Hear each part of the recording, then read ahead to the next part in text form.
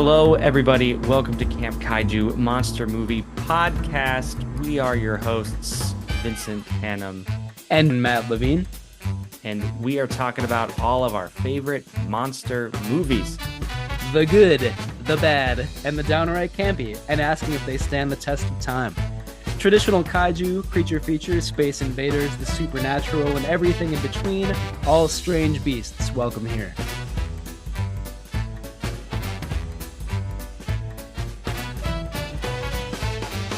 Hey everybody, contrary to what you just heard in the intro, Matt is not joining us on this week's episode, but I'll tell you why.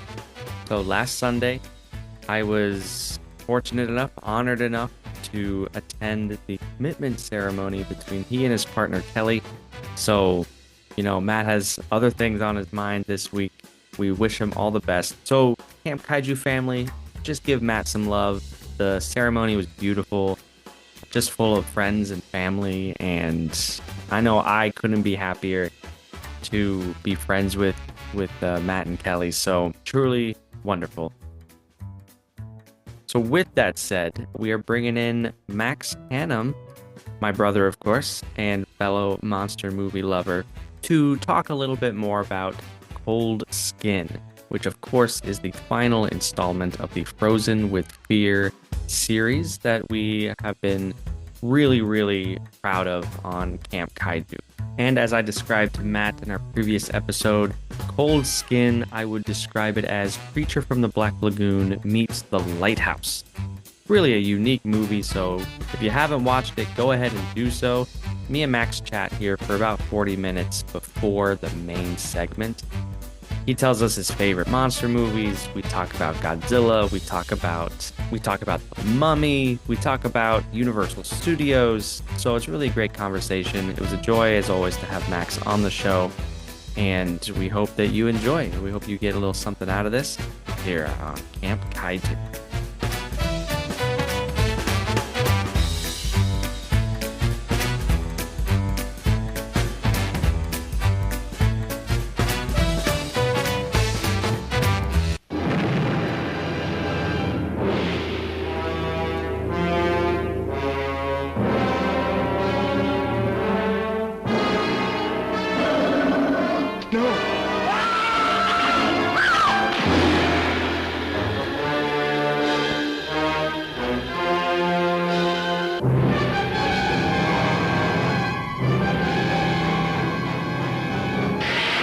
Science couldn't explain it, but there it was, alive in the deep, deep waters of the Amazon. A throwback to a creature that had existed 100 million years ago, immensely strong and destructive. A woman's beauty, the bait that brought it out of its lair. See underwater thrills never photographed before. See Titanic underwater battles never dreamed of before in this most terrifying of the science fiction adventures.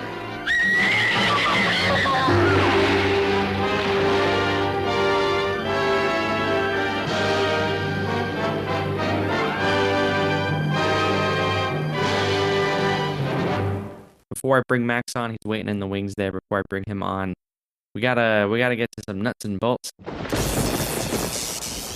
So, first and foremost, thank you to our patrons, Jason, Chris, Sean, our anonymous patron, and Peggy. Thank you for being the catalyst for this commission that I had, and I went to Max and Cory and said, hey, do you want to talk about some monster movies with your unique situation being based in Antarctica for 6 months?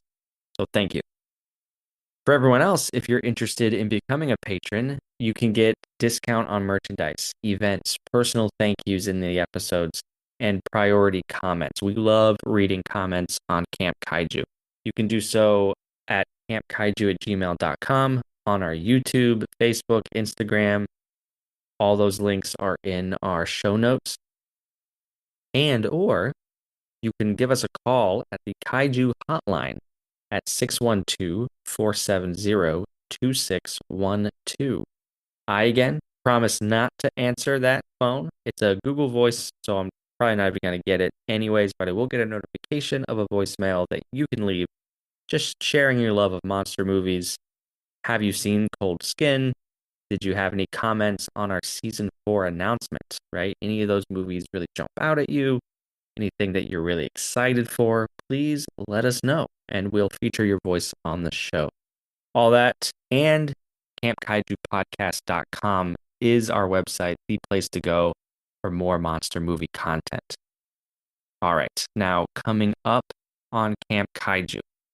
So this month in June 2024, we have our kind of our special month. We're kind of featuring some special episodes. Our Cold Skin, which was recorded last year, but we are releasing today if you're listening. And then next week, Matt and I are going to revisit our vault. Actually, we're gonna re-release our episode about cat people from 1942. Then me and Patrick Kazuki are going to drop a brand new episode, special content, a collaboration between his podcast, Gaze Do the D, and Camp Kaiju. That episode is going to be about Who Framed Roger Rabbit.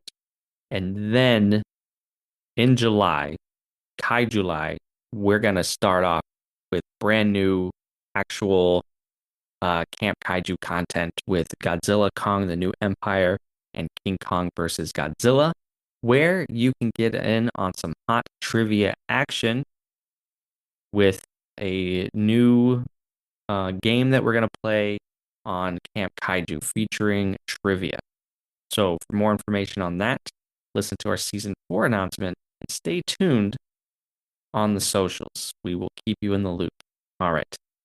Thank you all for that. So this is good. We can segue into, I wanted to talk to you a little bit about A, Cold Skin, but B, just a little bit more about your love for monster movies, science fiction, horror films. I know we've talked a little bit before on the podcast, but really the episodes you've been on have been specials, and they've been exclusive from what me and Matt do. So like we actually haven't been able to talk much on the podcast. Right. What do you think of those titles for our season 4? Arachnophobia, The Mummy, Possession, Planet of the Apes, The Relic, The Wolfman, God Told Me to, Godzilla -1, Attack the Block, Gremlins. I have not seen Arachnophobia in probably 20 years. Same. I would love to watch that again. Never have an excuse to watch it. Mm-hmm. I watched The Mummy like 5 years ago. I watched it a few years ago. I showed it to Ellen, and she couldn't help herself. She's like, yeah, that was better than I thought it was going to be. I was like, right? Yeah. Well, Emily and I watched it in Tahoe when we were looking if we wanted to get married there. So we're like rented a cabin, and it was like, what do you want to watch? You want to watch The Mummy? Yes. Let's watch The Mummy. Fan of the movie. Can I interrupt you for a second? Yeah. I'm reading this wiki page on the Brendan Fraser trilogy. Uh-huh. And the original like concept for that first movie, the proposal for it was going to be written and directed by Clive Barker. Whoa. Yeah. That. And it was supposed to be more violent, Oh with my a God. story revolving around the head of a contemporary art museum who turns out to be a cultist trying to reanimate mummies. Whoa. That seems like it would have been good, but very different. Very different, not an adventure movie. Almost, it's like, I don't know, ripped from a pulp like page. Yeah, and just drawing a comparison between like a Clive Barker mummy versus what we ended up with. Oh What yeah. we ended up with, I feel like, is more in tone with the Universal aesthetic. You know, it's ostensibly horror, but really it's adventure, it's comedy, it's action. It's everything that Universal would have wanted out of a remake. It's a big blockbuster. It's a summer movie. You take everyone the whole family to go. Right. A Clive Barker mummy. It's probably a cult classic in the making that bombs. Yes. Because it's rated R and it just Well, it says Barker's take, this is a quote, was dark, sexual, and filled with the mysticism, and that it would have been a great low budget movie, which I think sums it up perfectly. one more mummy movie here. I just learned about this movie from 1980 called The Awakening. Do you know it? What year? 1980. It's a British horror film, stars Charlton Heston, and it's based on, didn't know this, a Bram Stoker novel from 1903 called The Jewel of Seven Stars. Have you seen this poster for it? The one on Wikipedia? I mean, I'm just on Google Images, and it is pretty rad. I mean, it's just a mummy in a desert with the pyramids and the Sphinx behind it, with like a dark space, like stars, and then like a blue light glowing behind the head. And I don't know, the colors are really cool. Through the ages, the ancient monuments of Egypt have been hunting grounds for archaeologists, tourists, and grave robbers. One by one, the sacred tombs of pharaohs and queens have been violated, yielding their priceless treasures and occult mysteries. But the evil one, Kara, has slept undisturbed for thousands of years, waiting for the awakening. She must have killed thousands. Kara, you must be forever alone. Do not approach Kara, lest your soul be withered. The inscription was a warning for mankind. For all those who take part in her awakening are doomed. Charlton Heston, obsessed by the awakening, intrudes where no man should go. I'm frightened. Susanna York disobeys the ancient warning that threatens to destroy her. You're going to try the ritual, aren't you? Stephanie Zimbalist defies the deadly legend and brings forth the terror. The evil one must be forever alone. She must not live again. For 4,000 years, she has been silent and dead and waiting for the awakening. They thought they had buried her forever. Yeah, so if anyone out there has seen this film, comment. Let us know if it's worth our time. Because I'm definitely intrigued. I love this poster. Mummy movies, man. Well, if you want to join us for our episode on Stephen Sommers' Mummy, we can definitely talk more about this subgenre. Oh yeah, that would be great. Another thing I want to float by you.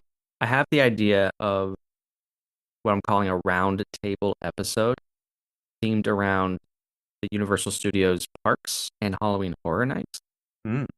So I was thinking about asking you, Jonathan, and I have a friend who's actually an actor in the horror makeup show. Oh, that's fun. Which I'm a huge fan of. So I'm hoping he gets back to me. Yeah. But yeah, I'd like to have guests on the show who can speak to Halloween Horror Nights, speak to the theme parks, and just ask you all questions about what that's like. And all of my experience is approaching 15 years old at this point.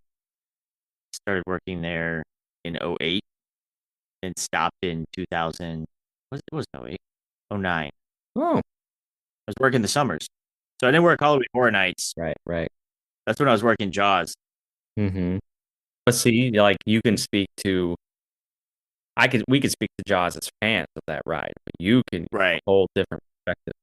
Yeah. So yeah, I didn't work Jaws, but I worked Amity. But the ride was right there. I rode it a lot. So was the 4th of July. The beaches are open, and as you can see, everybody's having a wonderful time. Amity, as you know, means friendship. Yep. But I can definitely speak to the Mummy ride Yes. because I worked that all throughout college. If you're down, I'm excited about that idea. I want to do more of that kind of content on the podcast. Like we have our mainstays where we review movies. Love doing that. But once in a while, if there's a festival to highlight or an event like Halloween Horror Nights, Or if it's just a interesting take, like for the Mummy movie, like an addendum episode of just, hey, let's just talk about this ride. Or, I don't know, I guess a broader discussion that isn't just tied to the movie. right, right. Did you know that all the Universal theme parks, the Mummy rides are themed differently and they are different rides? Mm. What's funny is that you're probably gonna repeat we're gonna repeat this conversation Mhm. once or twice with those future episodes. Well, I do want to keep us on some sort of track here. Yeah. So we're talking Cold Skin. This is our special episode. It is our last episode of the Frozen with Fear series, which started as a Patreon exclusive with Max and his friend and colleague Cory Stewart when they were down in Antarctica serving with the United States Coast Guard. Now, those episodes are publicly released, so everyone please go back and listen to those. Max, what movies did you talk about with Frozen with Fear? Oh, we watched the impeccable Alien versus Predator, classic Antarctic film. Then we watched The Thing, 1982, and then The Thing, 2011. Yeah. That was supposed to be where it would end. But then, as we were watching those, we also just happened to watch Cold Skin. And we're like, hey, this is, I think, set in Antarctica. Yeah, speak more about that because It's not explicit. yeah. So it's set on an island in the southern hemisphere that we got the impression it was on an island that was probably like south of South America, maybe an old stop or on an old route for traders or whalers before the Panama Canal. Mm-hmm. Because there's a line somewhere in the movie about like, why are we even out here? Like, no one comes out here except military vessels to come just check on the outpost. Mm. And it's set during World War One too. Correct. Yeah. So I think at the time we were actually sailing along the coast of Antarctica, like coming up the peninsula towards South America. And because of that, we kind of got the vibe throughout the movie that it was probably around there, or maybe it could be close to the Falklands or somewhere around there. So that's why it's vaguely Antarctic, and we decided to just throw it on there. Yeah, well, I'm really glad you did. It does have a very desolate, like South Atlantic feel, which is Right. to me very different from the South Pacific, which seems very tropical. But the South Atlantic, I'm like, first of all, there are islands there. Second of all, these are just barren rocks. But Yes. I really enjoyed the movie. I found it on Tubi, and it is a recent movie, 2017. Mhm. And why do you like this movie? Do you like this movie? Like what? Why talk about it? I do like the movie. I've got like mild issues with it, but overall it was enjoyable in a like monster movie sense because you do get monsters. It's not like hidden away for the most part. Like you get monsters, some pretty good effects, like good makeup. Um, it's funny. I don't know if it's intended to be funny in some parts, but one of the main characters is just a broken lighthouse keeper. He's got some sort of trauma, which causes him to just act in ways that are unexpected or over the top, and that causes a lot of humor. Yeah, I think it's intentional. Right, because that actor who plays the character, he was one of the main characters in Rome. Mm. So I know he can do like good subtle performances. So it's not just a case of bad acting. No, the movie. There seems to be a lot of great care in this movie. Like you said, the special effects, the makeup. I think the costuming. I think you could tell this movie was made for not a lot of money, but in that you could tell the attention to detail is really important to the filmmakers. So you get this really lived experience. You can feel the spray on their faces from the ocean. You know what I mean? Right. There's not really much in the way of visual effects, like CGI and stuff. Mm-hmm. There's some, but I mean, one of the main characters is a monster. I think it's a dancer who's just in makeup, Mm-hmm. like heavy monster makeup. So there's a great physicality to it that you really feel. Agreed. And these monsters, they're fish people. Is that accurate? How would you describe the monsters? Oh, they are fish people. They're humanoids from the sea. They go off of the classic like Lovecraft monster creation of deep ones. I don't know if that's the definite inspiration for the book that the movie was inspired by, Mm, but it's definitely in the film. Now, Lovecraftian deep ones are described more as like half fish, half frog humanoids right, right. that walk in a like a hopping sort of motion. Mm-hmm. So it's not necessarily similar to those Lovecraftian deep ones in that sense, but just the idea that there's a society of these humanoid creatures living under the ocean, which give them these fish-like properties. There's your island. We set sail 67 days ago. September 1914. No birds. No weather official to greet you either. In this remote part of the world, I feel a sense of irreparable loss. Maritime signal technician. We are replacing the weather official. Can you tell me of his whereabouts? Typhus. He's dead? I would have to live in a solitude-like exile for 12 months. Remember, it's the still and silent sea that drowns a man.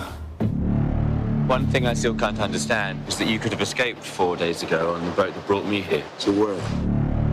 Here, I'm master of my own destiny. I can't tell whether it arises from a longing for civilization, a prisoner's panic, or simply fear.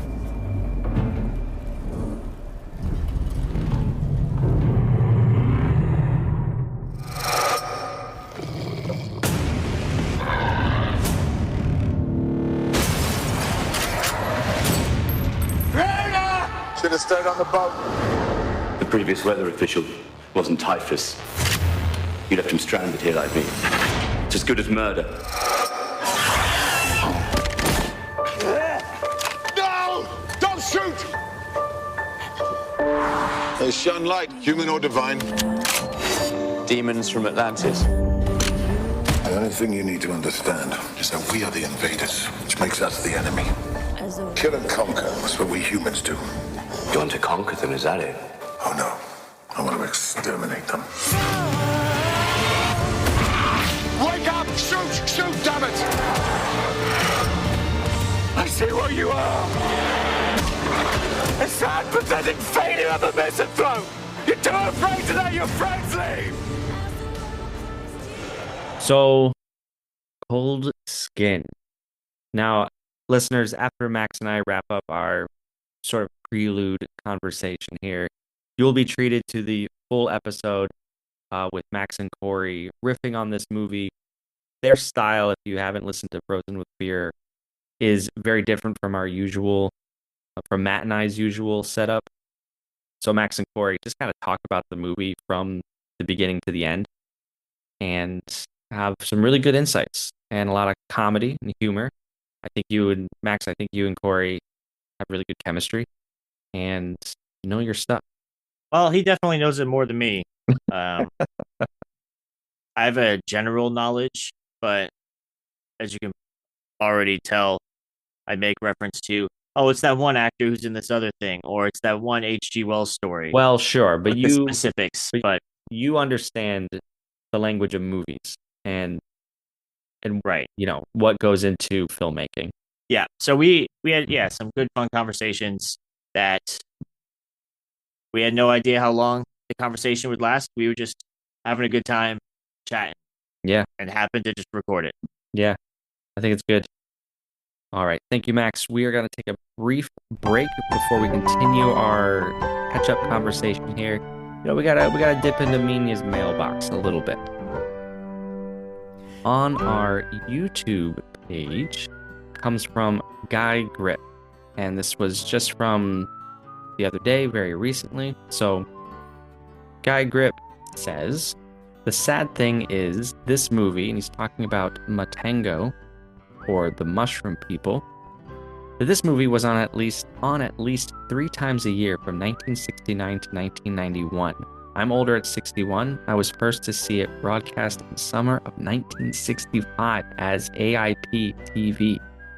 I was 3 years old when my mom explained the story to me. What a memory. And Guy Grip, indeed, what a memory. That's incredible that you remember seeing Matango on television in the 1960s when it was still a new movie. So thank you for sharing that bit of nostalgia.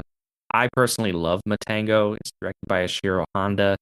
It's more of a horror movie, monster movie, than a traditional kaiju flick.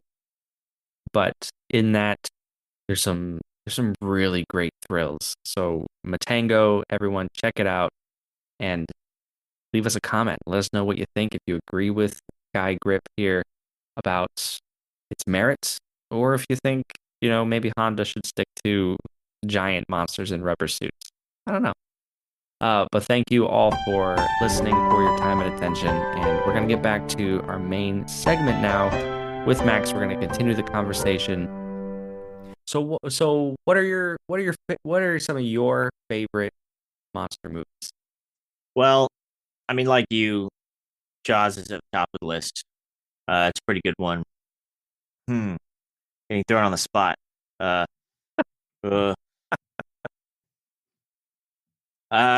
really do like the 99 Mummy.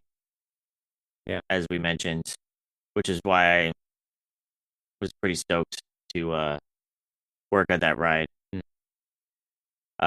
Tremors. Yeah. Love it. What else? I'm trying to think of stuff that I have watched as an adult and not. Yeah, maybe some things that we don't share. Right. Yeah. I don't. This probably counts as a monster movie, but I love Herbert West, Reanimator. Yeah. All-time classic. I mean, most Stewart Gordon movies are really fun in that way. Yeah, I know you're a fan of Stewart Gordon. How about some other directors? I mean, Guillermo del Toro, he knows what he's doing. I mean, just look at the creativity in something like Pan's Labyrinth or The Shape of Water. Mm-hmm. What else? I've been watching the Cabinet of Curiosities. Oh yeah?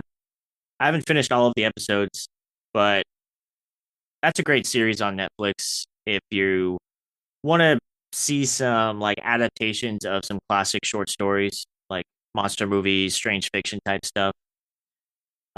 Some of them are a little bit more monstery. Some are more in the vein of like a monkey's paw sort of story. Yeah. So it's a good watch. Okay. What's your favorite Godzilla movie? The original Gojira is just a beautiful movie. It's not the most fun movie in the series, but when I watched it as an adult for the first time, I definitely felt like emotion that I wasn't expecting, like some sadness. And my experience with Godzilla movies in the past have been more of a like Showa era cartoony sort of vibe, like full on. This is kaiju directed towards kids, like Megalon, yeah, Jet Jaguar. I love that movie. upon rewatch, it's not terrible. Like it's it's a mess, but it's a very entertaining mess. Oh yeah. And then honestly, I think and I do want to have you back at some point to talk about Godzilla versus Megalon. But the last half hour, the 90-minute movie, the the last 30 minutes is all kaiju action. They're just throwing down with each other, and it's a tag team wrestling match for 30 minutes. You can't really beat that. You can't. It's honestly, that is one of the most standout moments of the franchise to me. Just the 30 minutes at the end of that movie. From Picture House and the imagination of Guillermo del Toro.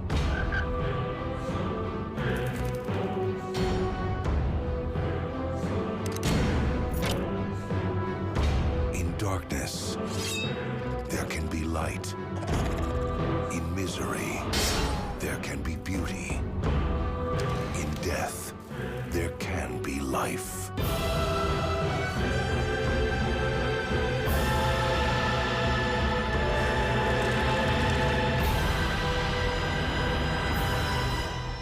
Pan's Labyrinth. They're coming! The good old days of good old monster movies are back. Tremors. It was funny. It's humongous, slimy, full of goo. Scary! Yeah, we'll take your word for it. The scariest monster movie since Aliens, says sneak previews. Bloodthirsty, that creature. Action-packed. It's a wild film. And Time magazine raves Tremors is bound to become a classic. Yeah! Tremors, rated PG-13, starts tomorrow at theaters everywhere. Within the uncharted depths of waters surrounding a group of islands off the 50th parallel lies man's most formidable challenge. The awesome awakening of prehistoric monsters long thought extinct.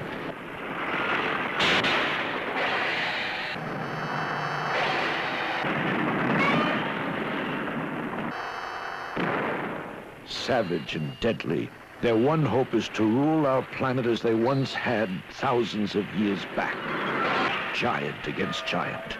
The ultimate battle. Godzilla versus Megalon. Science was baffled and powerless.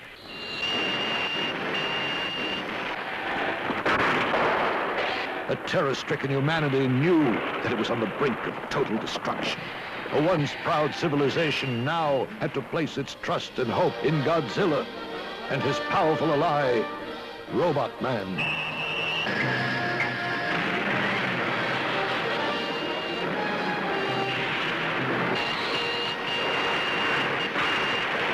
In concert, they would fight this evil in a duel to the death. Battling by day, battling by night. It was more than a race against time. This war was an all-out effort whose ultimate purpose was to save our planet from total destruction. Now came the moment of truth. The ultimate battle.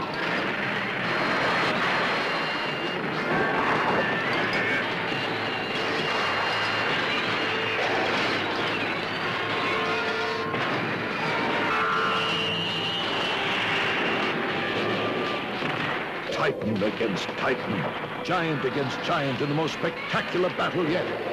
You'll see it all in Godzilla versus Megalon.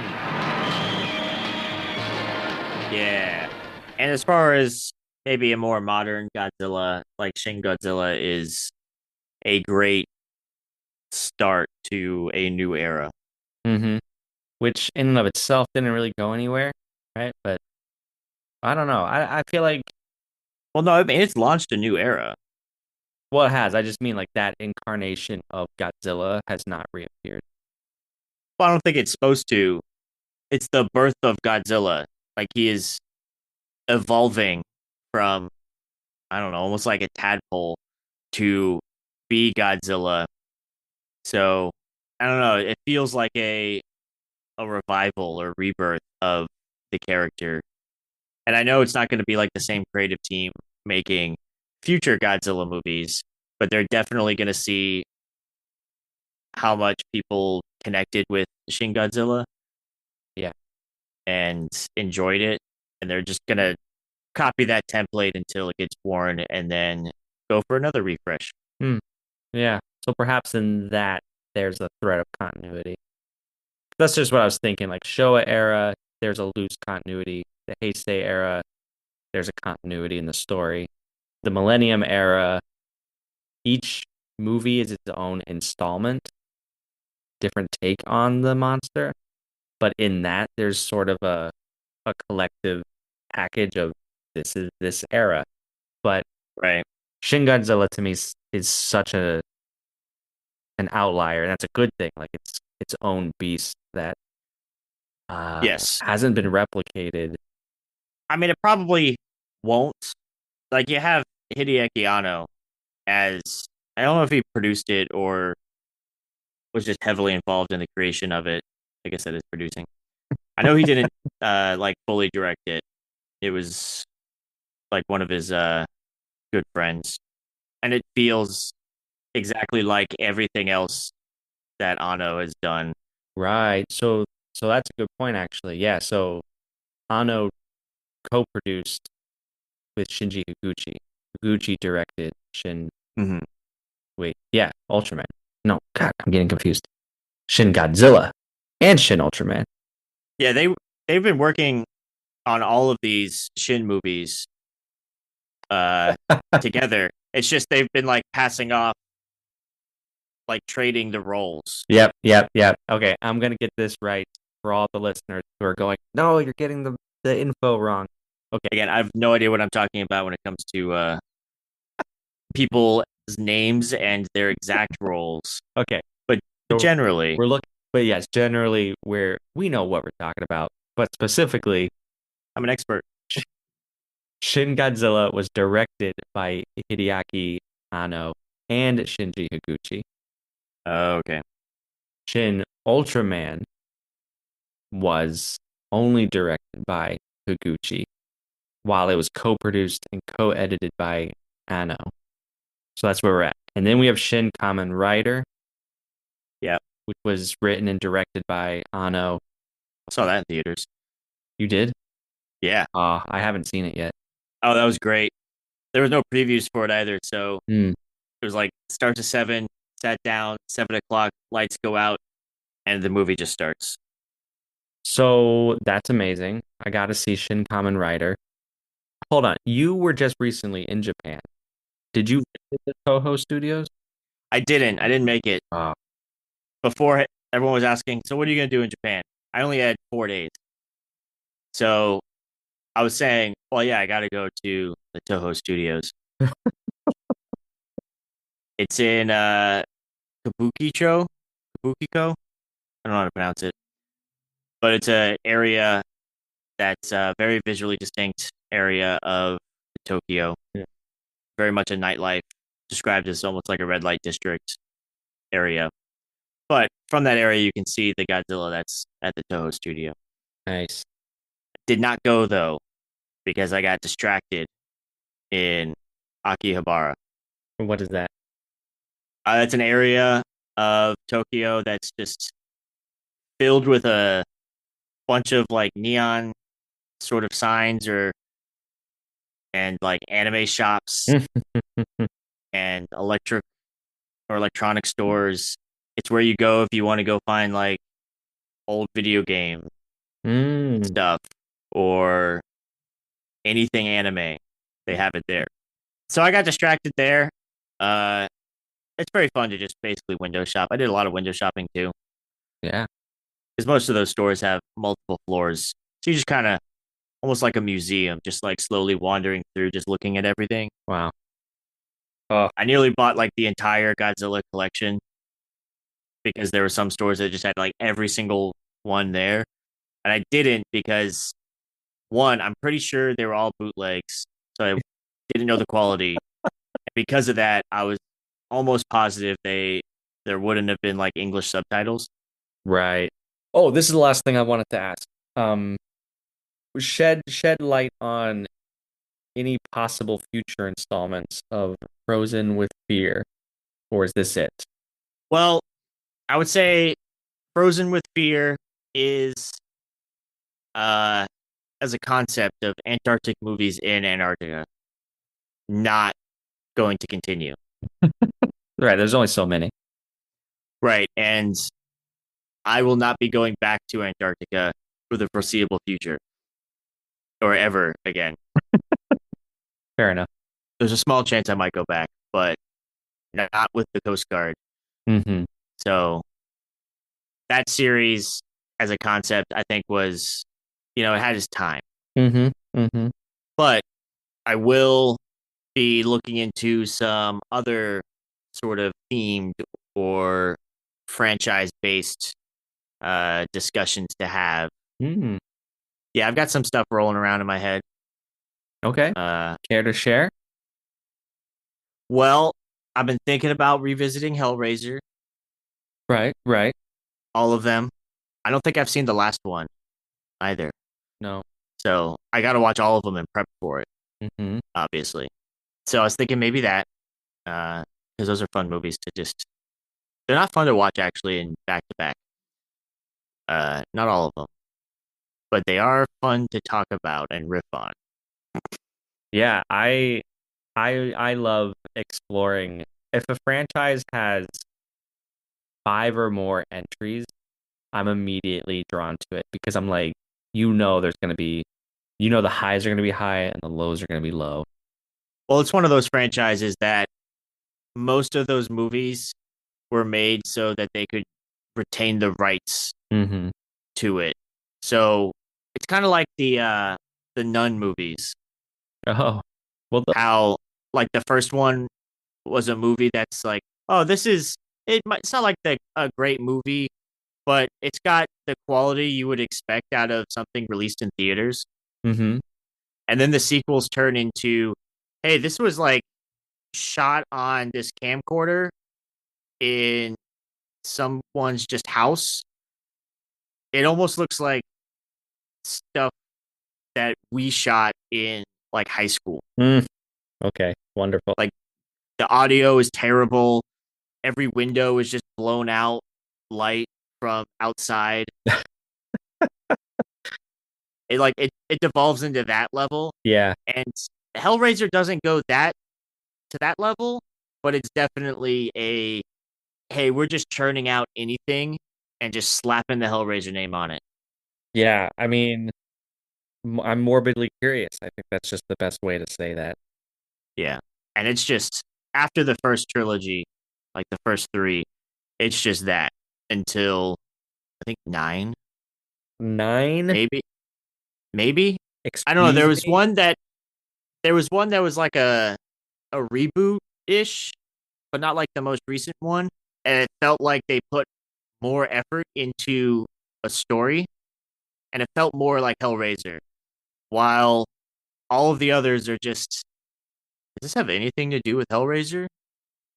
No? Oh, okay. I think, speaking as the producer of this here podcast, bring a couple other ideas to the table. Okay. I'm happy to do anything. We're all here to just have fun and talk about the movies we love. But I'm just thinking like 9, that's a big commitment for our listeners. I think there's like 11. Oh my God. Let me look up the Hellraiser franchise. I gotta fact check myself now because there's 11 Hellraiser movies at this point. Okay. No, there are other franchises out there. Thinking of Tremors, thinking of The Howling, thinking of The Scorpion King. I don't know. Scorpion King. Keep that one on your list. Okay, great. Maybe I'll pitch it to the listeners. You all let us know. What do you want Max to explore? And we can, it doesn't have to be an episode per movie. It could just be, hey, we're going to take like 3 movies at a time because there's not that much to talk about and they're almost the same. That's true. That's a good point. Like 3 or 4 of them have the same twist ending. And they're all back to back. Actually, I like that. So you could do Hellraiser in 3 episodes. In chunks. Yeah. Okay. I like that. Also, if anybody's interested, I did get the Criterion Ingmar Bergman collection. Ooh. So if you want to listen to me ramble about Ingmar Bergman, his entire filmography. Yes. I'm not going to say it's content for a show called Camp Kaiju. I think what you can do that has nothing to do with monsters. Here's your challenge, though. But aren't we the monsters at heart? Spoken like a true filmmaker, aficionado, film lover. So here's what you can do. Do some episodes on Hellraiser. But you're a cultured person. So you also watch the Ingmar Bergman films. And let those inform your conversation on Hellraiser. I should do compare and contrast. Yes, an episode comparing the Hellraiser franchise to Ingmar Bergman's filmography. I think that fits the bill perfectly. And see, how are they different? How are they similar? I bet you would be surprised. I can find connections where there aren't any. That's what I'm pretty good at finding meaning where there isn't anything in movies that are schlock. Well, I think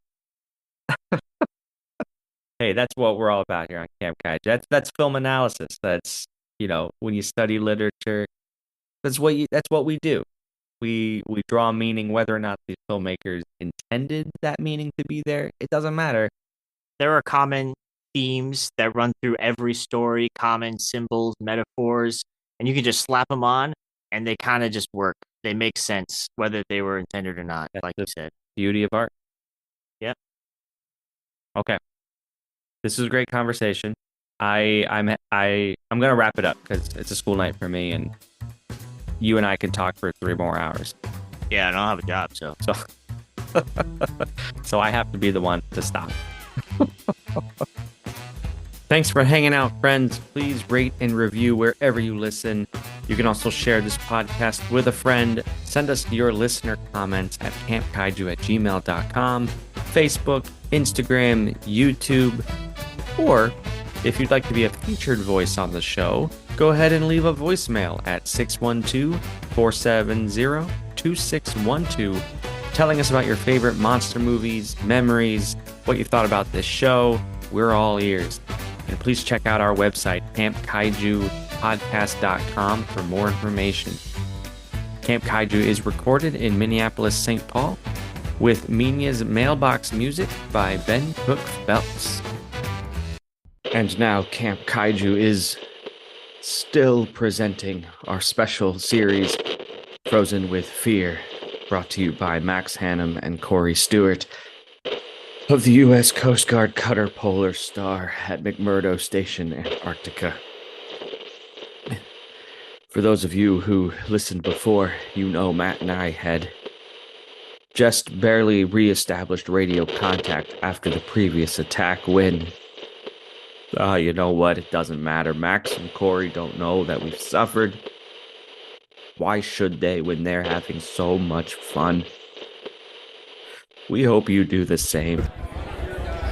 Welcome back. Welcome back to Frozen with Fear. The Patreon exclusive Camp Kaiju extravaganza with not your normal hosts. Yep. I'm Max Hannam. I am Cory Stewart.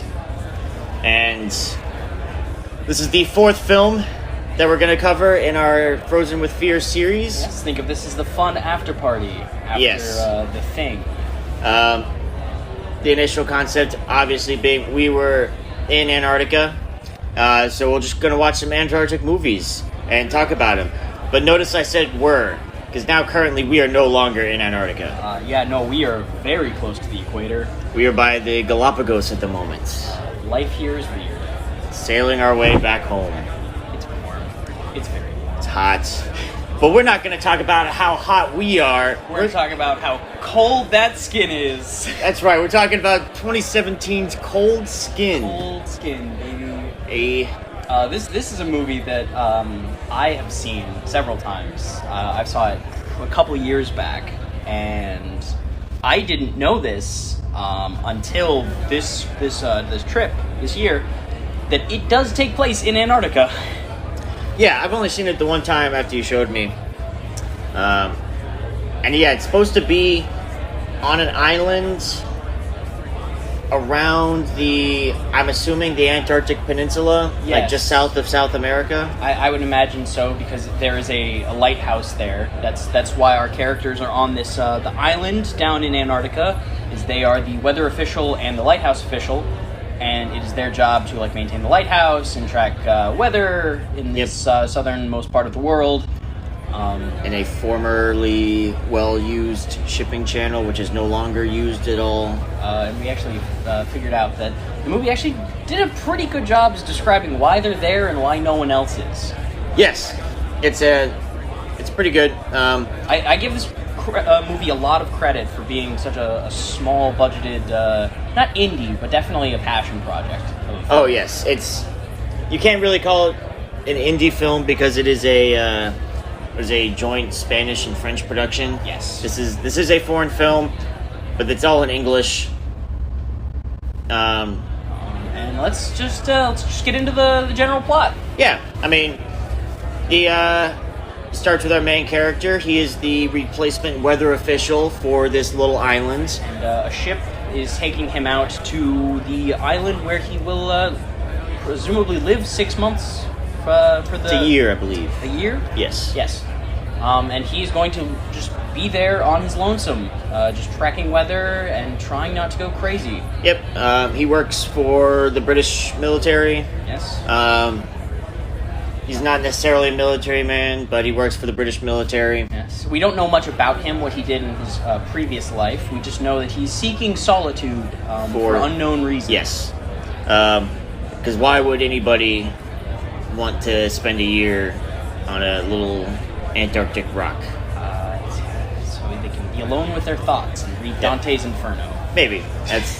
But that's a continual theme with this.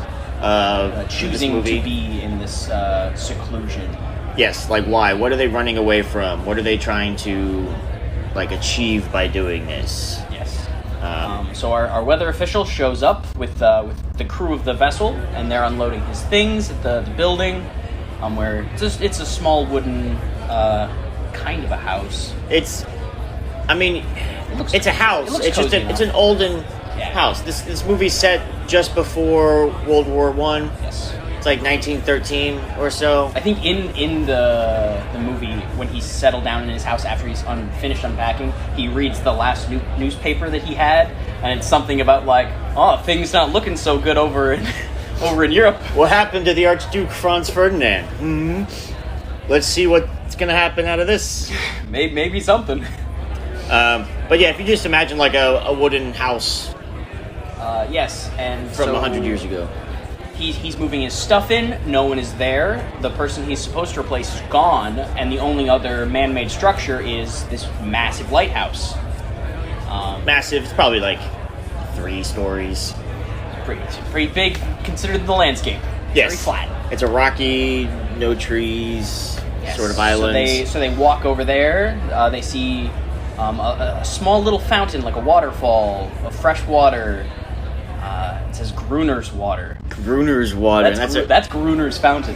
That's our first introduction to the idea of Gruner. The idea of Gruner and the obsessiveness and controllingness of Gruner. Yes. So our weather official walks up to this lighthouse, and he sees primitive, wooden defenses, spikes sticking out of the windows along the tower. Yep, everything's barbed and everything's fortified. What's this about? So they just casually stroll in like any good defense would allow you to do. Mm-hmm. And they see Gruner asleep. He's naked, butt naked. He's got long gray beard, gray hair. He looks like Discount Samuel, and I mean that in a nice way. Oh, I mean, like the actor? Yes. Well, this actor's the same. He was in Rome, the HBO show, as one of the characters. What is his name? I think his name was Titus Pullus in Rome. So if you're familiar with that show, that's the guy, I can't remember his name. In my mind, he looks like Sam Neill, but not exactly. Sam Neill, obviously famous for the 70s Possession film. Yes, that's... And Jurassic Park also. No, I think you're thinking of Jurassic World. New Dominion. That's right. Is that what... Chris Pratt puts his hands up like this to stop the raptors. Yeah. It's a bad movie. No, it's a great movie. But, so, that's our first introduction to Gruner. He is very standoffish, doesn't really want to talk to anybody. He informs them that the previous weather observer is dead. Typhus. That's all he says. Typhus. And then the new weather observer, what is that character's name? No idea. We'll just call him the weather observer. Gruner calls him Friend. Friends. Yeah. I think that is actually his name. In the credits? In the credits. I don't think... This is a very stripped down movie. Like, yes. Gruner's name is Gruner. Our main character's name, Gruner, eventually is just like, I think I'll call you Friend. But that's later. So, the boat captain, he's like, I don't like this. But the weather official is like, I'm already here. It seems a little odd, but I can take care of myself. Thank you for getting me here, but I chose this. And the ship sails off, leaving him alone. Yep. And he sets up, he puts his books on his bookshelf. And then he settles in for a night, like by the cozy fire. He's going to read that newspaper about, Archduke Ferdinand. Hope nothing bad happens out of this. Yep, gets bored with that and starts reading. He found the journal of the previous weather observer. The one who has died. And it's filled with, notes of things that he did in his day-to-day, and also, like, sketches of, bones of whales that have washed ashore, birds. And also, he starts flipping the pages more. It starts describing these strange creatures that keep coming out at night. And then there's some pictures. There's some fun pictures of toads. Like humanoid... fish toad creatures. Hybrids that have come out of the ocean and they eat people. Yeah, or make love. Oh. As some of these drawings show. Yes. It's very salacious. And our main character kind of just looks at this and goes, huh. Yeah, that's odd. Yeah, I kind of wish he had more of a reaction, because he really is just like, as if he was just reading the newspaper about Archduke Ferdinand. But there was like almost no reaction. It was just like, the Archduke this is was all killed. There's toads having sex with people. This is all normal things. Yes. And that kind of goes into my biggest complaint about this movie. Yes. Is it's enjoyable. I'll just state that. I did enjoy watching this movie. I don't know when I'll watch it again. Because it feels like there's always something missing.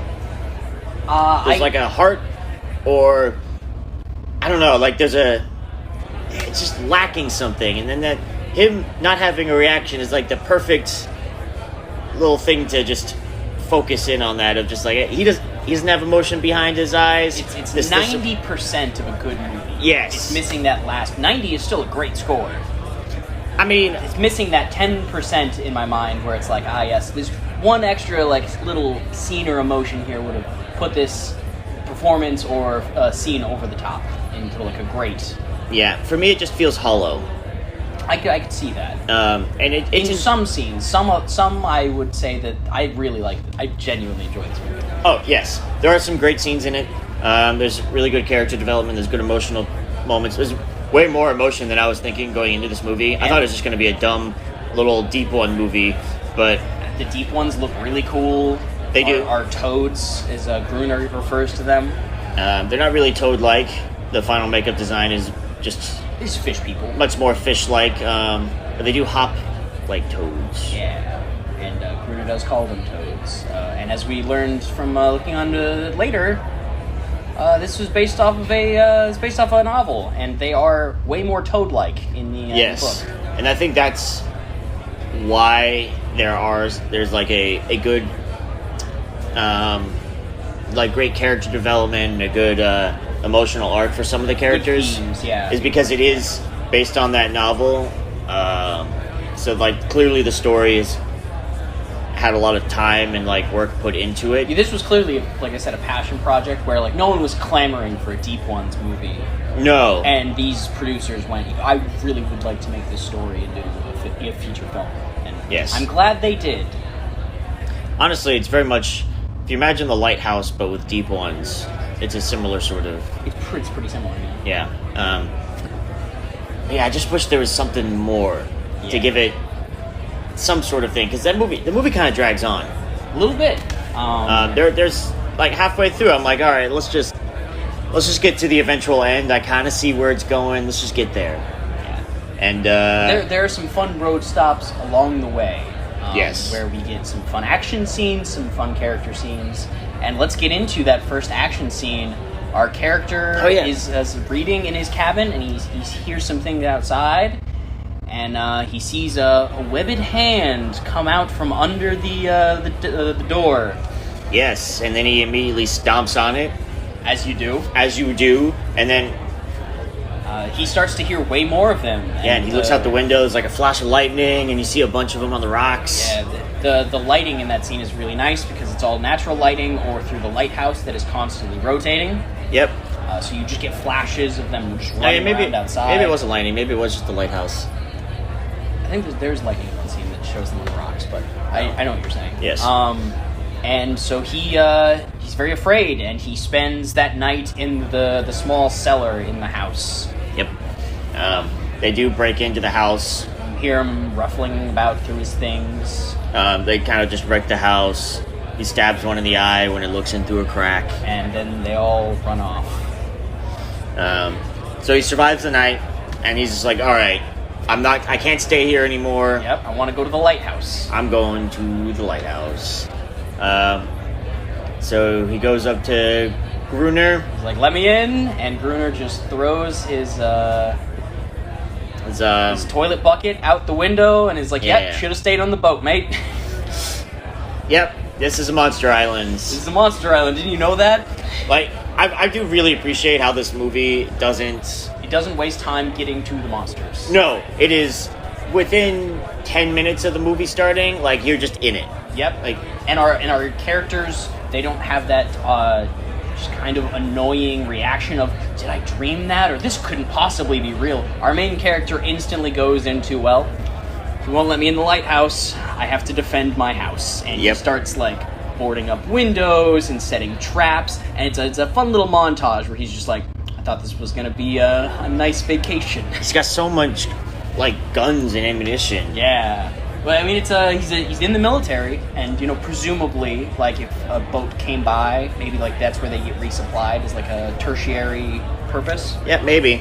But it's just, I remember he's, like, this scene where they're unpacking everything.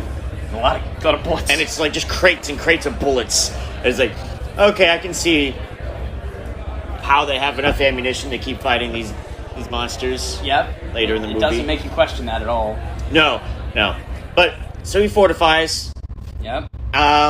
It goes horrible. It seems to start to go well, because, you know, he has the technological advantage, he has guns, and, he's got them all lined up on this little table, he's ready to go, he's got his little switchblade knife, comes to that, and then he just, for some reason, sets his house on fire. It was kind of a good idea in theory. He built like this little trench around his house with some burnables and some gasoline, and then he lit that on fire as like okay, if they start to push in too close, I'll do that. But it didn't go well, and it caught his door on fire. Yes, because it was way too close to the house. It was way too close. He's not a soldier. He is. No, he's not a soldier. I get the idea that he's like a military contractor. Like, he just works for the military. But he's not like he didn't go to boot camp or anything like that. Yeah, he knows how to shoot a rifle, and that's about it. Yes. And so he catches his house on fire, and he wraps himself in a blanket, trudges out into the cold and dark of the island, and thankfully it starts raining, and that saves some of his supplies, but it does not save his house. No. So half of his house is destroyed. He literally cannot defend himself in there anymore. He has to go to the lighthouse. He has to get on Gruner's good graces. And how does he do that? He stalks Gruner with a rifle. Yes. And is almost prepared to kill him until the mascot shows up. Yes, so he comes across one of these deep ones. We're just going to call them deep ones because that's just clearly the inspiration. H.P. Lovecraft's Deep Ones, if you're familiar. If not, go read The Shadow over Innsmouth. Or watch Dagon. Watch Dagon. Thank you, Stewart Gordon. Thank you, Stewart Gordon. Dagon is the definitive adaptation of that story. It is a great movie. I was boy. I was boy. He was boy. Sorry, that's a quote from Dagon. Go watch Dagon. Thank you, Stewart Gordon. Thank you. So, as he is drawing a bead with his rifle on Gruner from the fountain, one of these deep ones growls at him. And this is a different deep one. You can tell that this one's a female. She's wearing a sweater. She's wearing like a potato sack. Yeah, some kind of dirty clothes. She's wearing clothes, but it's very much a potato sack type of thing. And, our main character fights with this one, and then he draws his rifle on her, and then Gruner steps out, and he's like, no, don't kill that one. That one's mine. That one's mine. They just get into a little conversation about, what's going on? Why didn't you tell me? Why is this one special? Can I live in your lighthouse, sir? Yep. And, really it just comes out that, Gruner's, keeping this deep one almost he treats her like a dog, very much like a pet. Yes. Very short commands, not afraid to just, give a kick here and there. Yeah, our main character asks, has she ever bitten you? And he's like, only once. Just once. It's, definitely, trying to play at your emotions, your empathy for this character. They refer to her as the mascot for the beginning portion of this film, which I love. Yes. As some kind of idea of a mascot for just a two-man team of them just killing deep ones. She's definitely initially at least, you think of her almost like an abused dog. Yes. So they come to an agreement that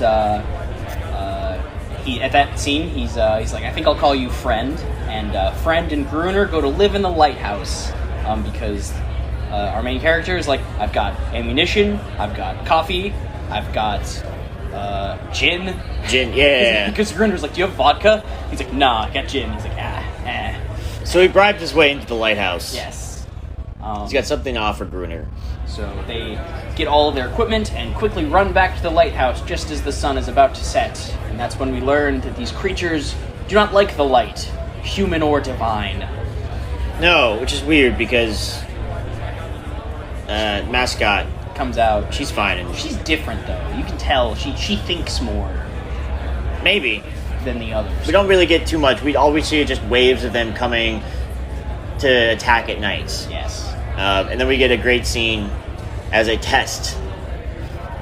Yes. For friends. Yes. Gruner and friend go out onto the lighthouse and they're gonna prep to defend themselves from hordes of.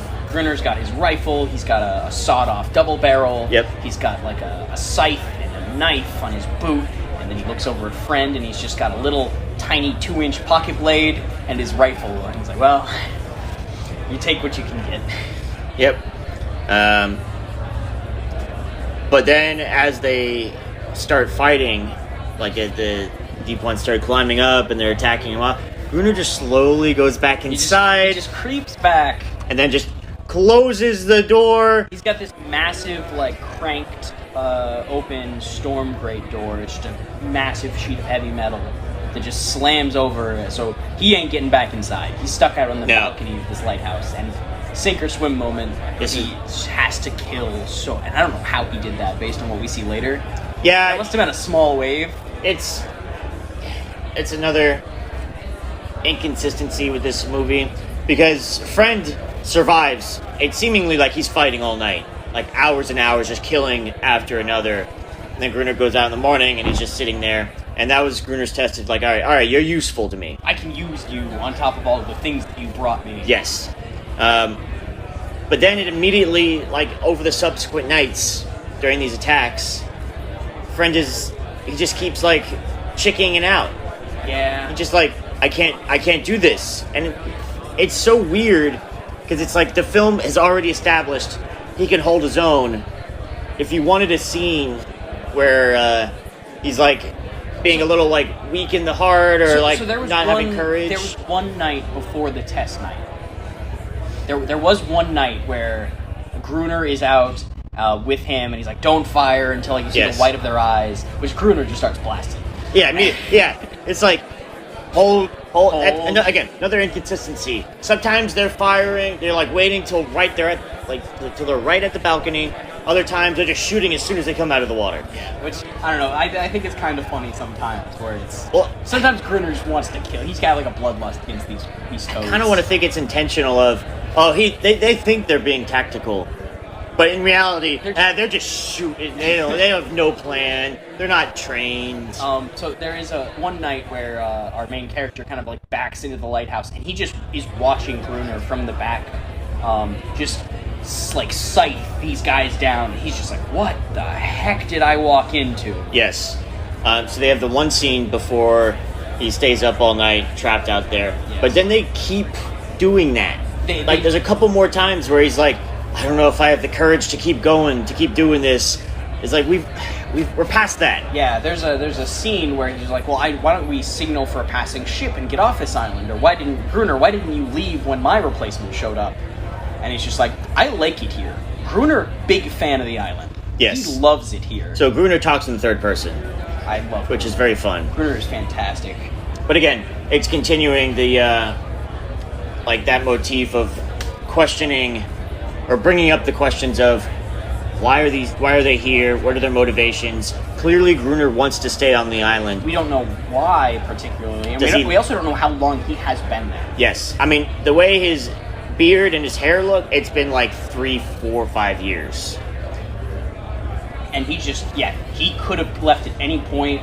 They say, oh, well, I'll signal a passing ship. And Gruner says, there's not really a lot of passing ships here. Honestly, we're kind of just here to, like, balance a Navy budget. Yep.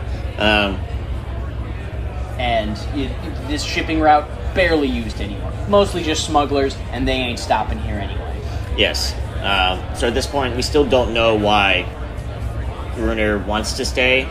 But we get the impression, he's just not a guy who fits in with society. He just likes to just kill things, and it turns out he doesn't just like killing these things. Slow dramatic pause. So friend, he's sleeping in the lighthouse, and he's hearing weird things from up top, and he goes out to get water from the fountain, and he comes back and he looks into the Gruner's room to give him a bucket of water, and what does he see?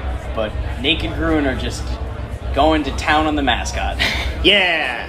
He's having sex with toads. He's having sex with the fish people.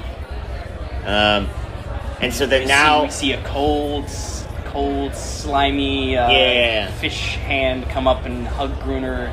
I think it was actually in the subsequent scene where Friends uses the title of the film. Because how could he not be repulsed by her cold skin? By her cold skin. It's good title. Oh, yes. Good line, good title. I like this movie. It's weird, but it's good. But that's the moment where with Mascot, her role kind of shifts to where it's like we think of her less as an animal and more as just like a person. Yes.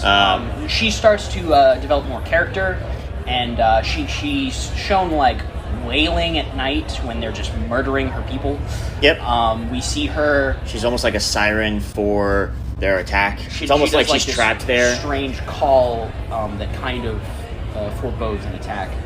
She'll, like, bring them, like, seafood, like, kind of things to eat, or just whatever things that she finds while she's swimming around.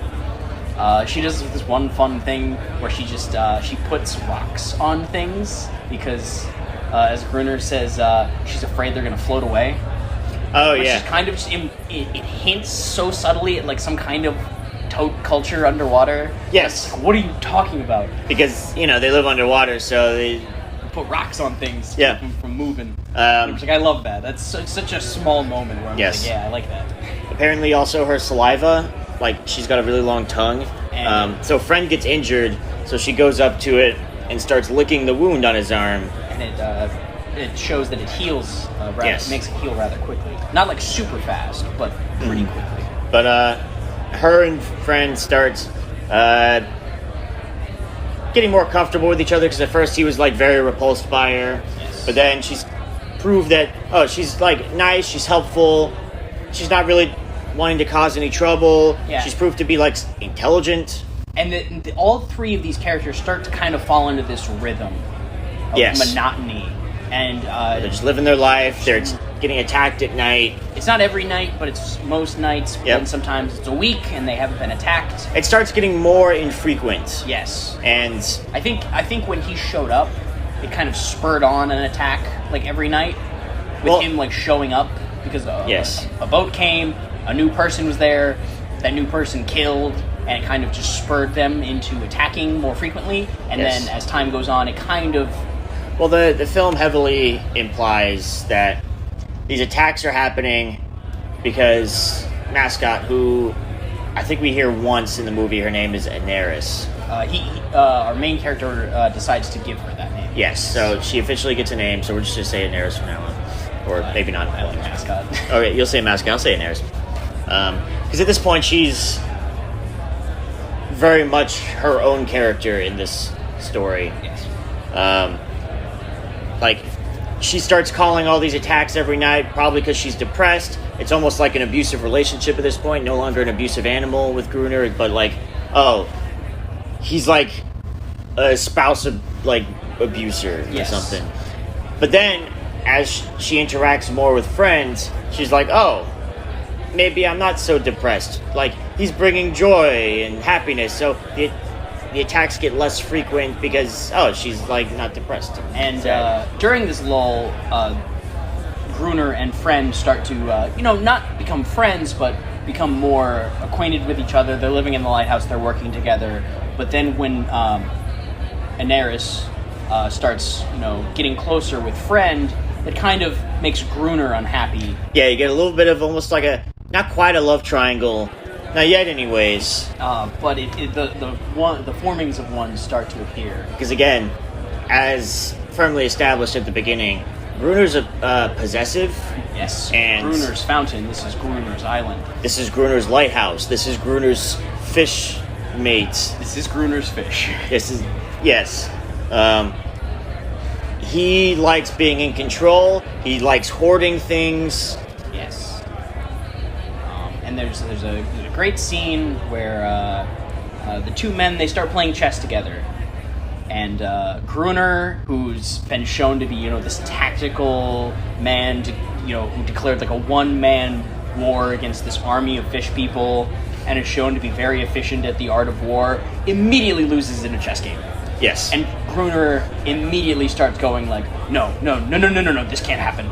Yes, he starts breaking down hard as soon as he loses any sort of just the slightest bit of control. Yes, and this is a great scene because it also leads into a fun action scene where not only did they hadn't been attacked in a while, so they started playing chess when they should have been standing watch. The sun went down. Yes. And one of the fishmen is at the window. Yep, he's just there. He's just there. And they quickly trying to scramble to get things ready, and they end up getting locked inside of the dome that night. Yes, so at the very top of the lighthouse, there's the dome where the glass walls, the where lenses the light goes out of.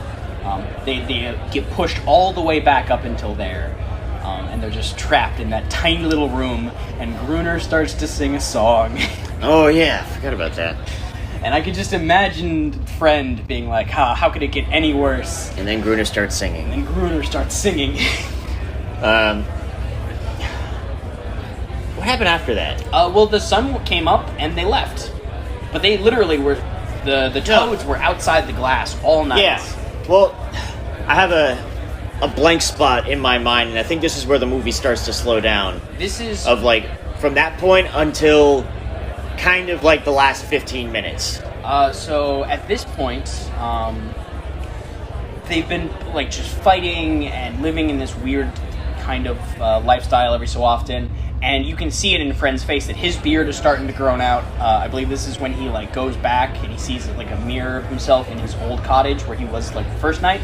Oh, and he yeah. cuts his beard a little bit, gets a little bit more. It's the worst beard makeup. It's not great. Because they clearly don't have a budget, so when he's shaving his beard, he's like doing the tiniest little snips on it. Because they only have the one take. Yeah, or like... When he looked grizzled, it looked good. Yes, but when he's... But he didn't look civilized, and that's the point. Yeah. So they need him to look civilized. When the shot is his face in close-up, and he's just doing these little snips, you can tell it's like they only have the one beard makeup. So he does that, and that's when he finally starts to get close with Anaris. That's when he gives her the name, and that's when they actually do... he sees her in a pool, and he goes in. It's like a hot spring or something. Yeah, that's been a recurring thing of occasionally he'll see her just swimming in there while he's going around the island during the day, doing his daily chores. Because Gruner has him do like all the chores. Gather lumber for defenses, get water for the night. And when they say gathered lumber... It's literally just like... we're going to go to the burned house and just start taking the wood from there because there aren't any trees on the island. Or just pick up sticks that have washed ashore. Yeah, just driftwood. Super tiny. And that's when he gets in the pool with her. Yep, and he starts swimming closer to her, and they're both smiling at each other, and then Gruner's face just pops out from a rock watching him and be like, "You motherfucker."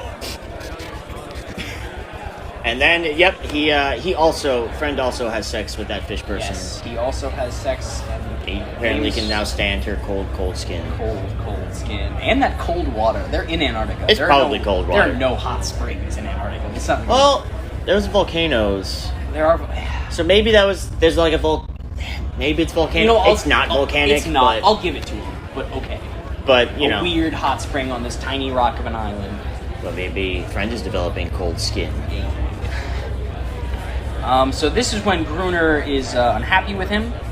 Yep, they start actually having a lot of just confrontations because Gruner's obviously getting jealous. He's losing control of the situation. His perfect little life he's building. He's losing being control. Torn apart by this one guy. Meanwhile, this guy has he's taken a whale bone, our main character, and he starts whittling it into the shape of a boat. And, yes. And Anaris sees that and goes, "Oh, hey, I know what that is." And she brings him to a small rowboat. Yes. And he's just like, "I could fix this up. I could get out of here." Which, he's in Antarctica. It's so far. Hey, Shackleton did it. You're not wrong. So he's like, "I can use this. I can get out of here." And he talks to Gruner. And Gruner is just like, "Oh yeah, boat's broken. It was some smuggler ship that went down. It's Portuguese. They sank, and they came to the shore, and they were eaten by toads." And our main character's like, "Oh, I'm sure you did everything you could to save them." And he's like, Nope. "Yeah, well, they were dynamite smugglers." And he's like, "Dynamite, you say?" "Oh, we can use dynamite. We can use dynamite to kill them." And he's like, "Oh, this got Gruner interested." And that immediately Gruner was just like, "Oh, wow, I didn't think about blowing them up." So they go on these little rowboats to the site of the sunken Portuguese smuggling ship. They have that old school diving suit. Yeah, I don't know. They showed it earlier. They showed it earlier, but it's also just like, why is that there? Convenience. Yeah, convenience. You just collect nautical things. So this whole scene is very problematic for me. Yeah? On multiple levels. One, so the goal is to go diving for dynamite. Yes. Now, and Gruner immediately is just like, that dynamite's waterlogged by now. It's all bad. Spoiler alert, they end up getting a box of usable dynamite. I think they pull 3 boxes, and 2 of them are waterlogged. Yes. One is the seal held, and there's no seals on these. Yes, there are. On those crates, there are no seals. There's like metal tin boxes, and that's my first problem. The inconsistency with that. It's fine. It's a small nitpick. And it got us a cool dynamite scene, so I will allow it. But the other big thing is, as Friend is the one who dons the diving suits and goes into the water to start looking, because Gruner doesn't really care. He kind of wants dynamite, but he doesn't want to risk too much for it. Yeah. So, friend has some issues down there. Because what else is in the water? Obviously, the deep ones. They're down there. But they're like smaller ones. So this is the first time we see children. Yeah, we presume it's like a child-sized one. So we presume it's having a little bit more playful attitude. It's not trying to attack them. It's just kind of just like swimming around, and it scares them. So it makes him fall over, and those diving suits are very heavy. Yes, he cannot get up, and he starts like tugging on the line for Gruner to help. And Gruner sees that, and he goes, "Well, I already have the dynamite."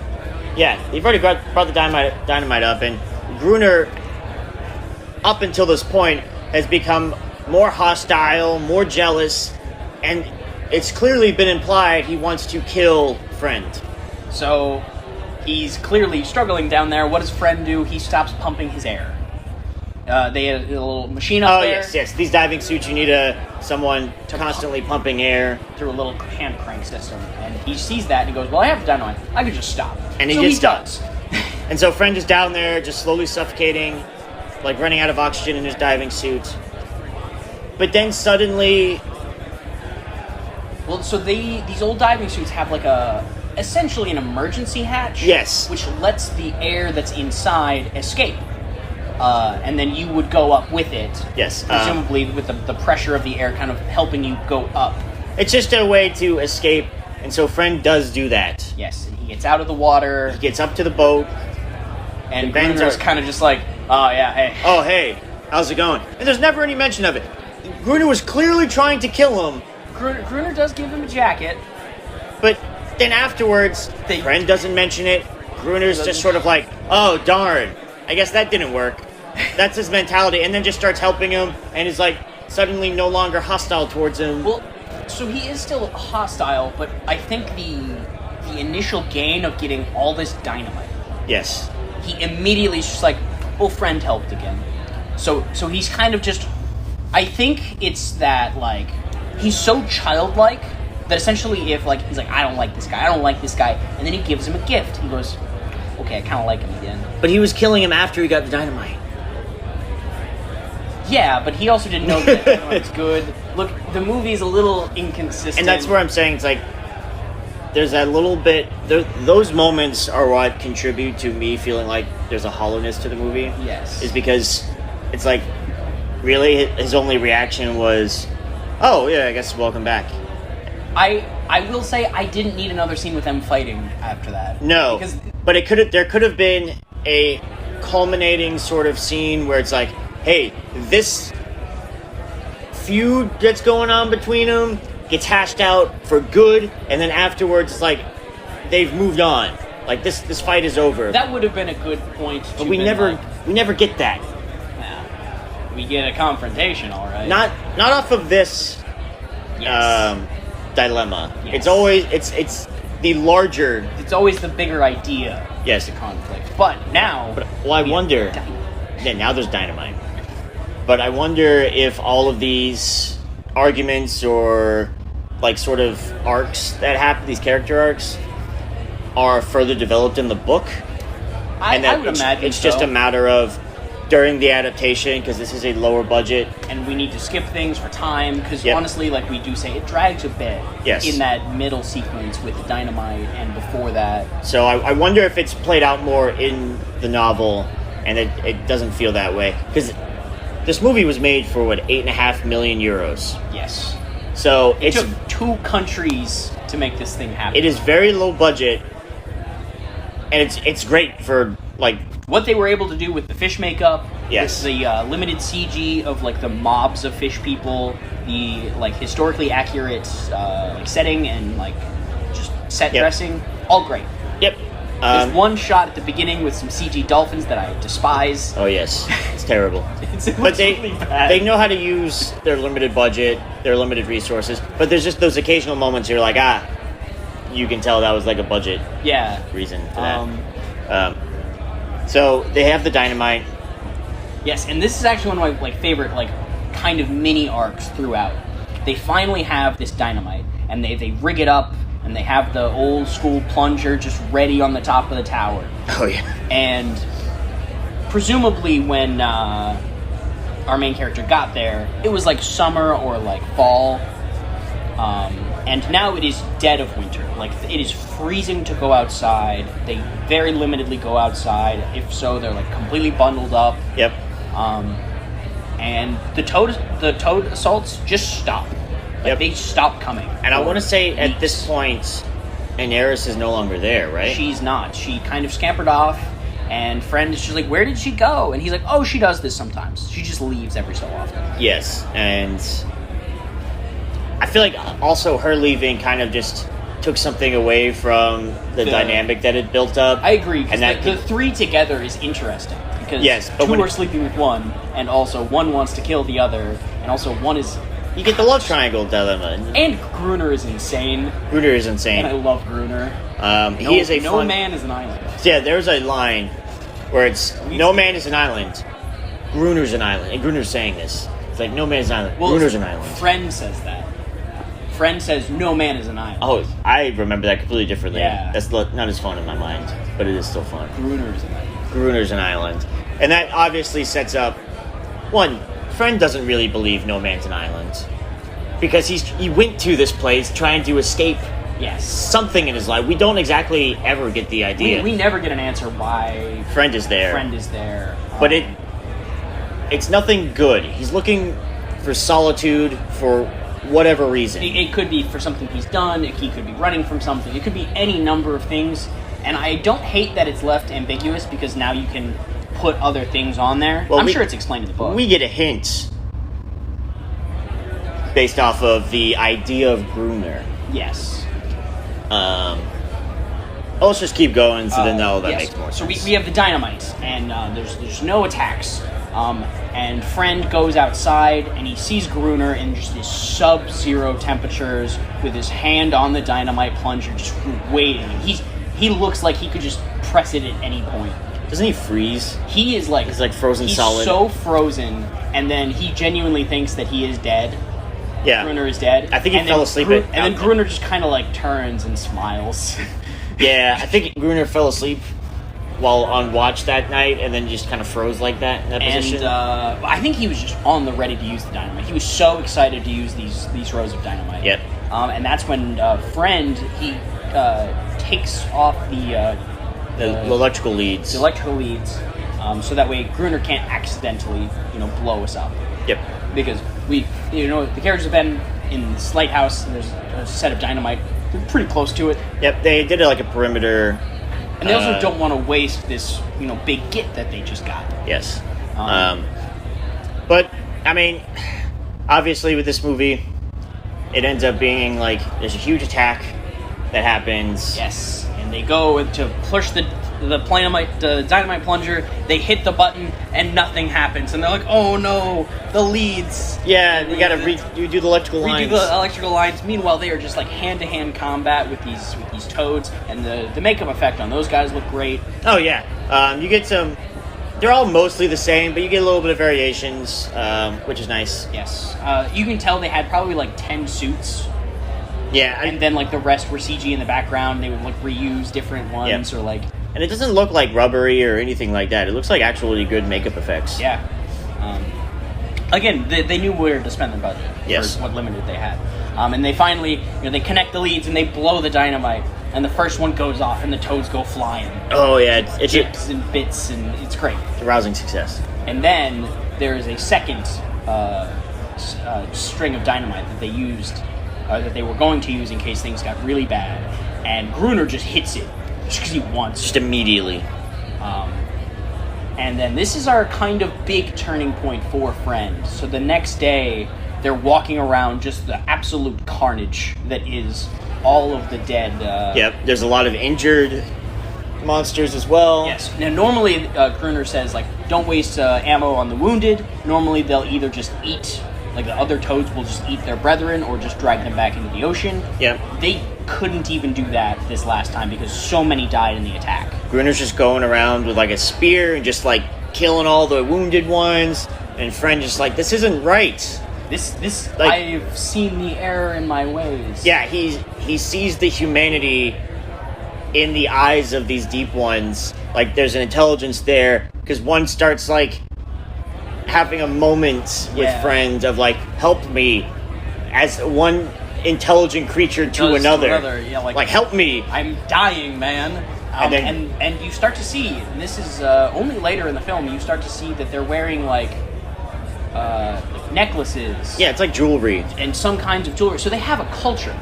Yep, they have artists. Yes. There's all these little implications. They don't come out and say this explicitly. But it's all just shown very briefly to imply, like, these aren't just mindless fish people that come to kill you in the night. Yes, and then Gruner's the identity that Gruner has made for these things is false. Yes. Because Gruner's saying, oh, they're beasts, they eat each other, and blah, blah, blah. It's like, no, they've been collecting their wounded to heal them. Or, like, bury them properly. This is a whole society of advanced people. Now, the following is the time shift conducted from the bridge. On my mark, the time will be 13:01 plus 7 Tango.